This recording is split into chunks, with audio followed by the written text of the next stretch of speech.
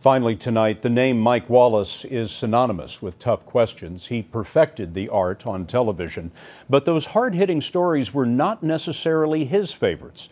We talked about that today with 60 Minutes colleagues Morley Safer, Lesley Stahl, and Steve Kroft. Times are good, bad, happy or sad. The stories that made Mike Wallace's heart sing were not the ones you've been hearing the most about. Wallace loved stars, and the brighter, the better. Tina Turner at home in France.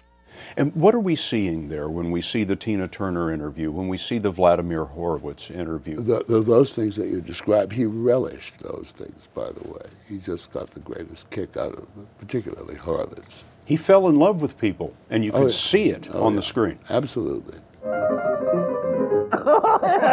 Vladimir Horowitz in 1977. This was the story that he often called his favorite of all time. It always struck me that he loved being Mike Wallace. He loved being Mike Wallace. He did. He did. You know, we always think of him as asking the question and putting the people up against the wall and all of that. But there was that adorable, impish, playful side of Mike. I think the public saw what you and I saw in The Office when he was being like a teenage boy, being He was the funny. same Mike on television. Absolutely. And in The Office. There was no difference there. No difference. I couldn't honestly answer you. Many of the celebrities that he interviewed had been his friends for years. He'd known Ronald and Nancy Reagan for decades.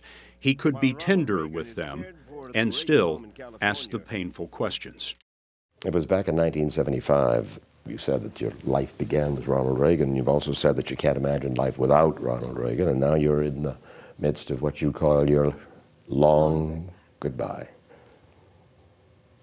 Have you said goodbye? No, not really. He's there. He's there.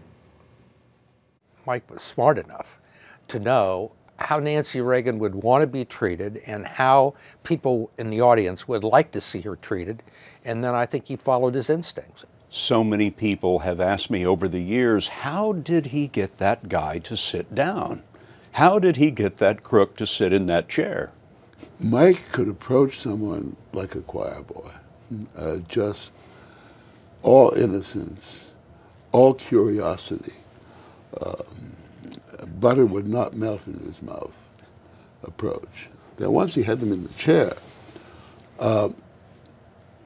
they would melt in some way, and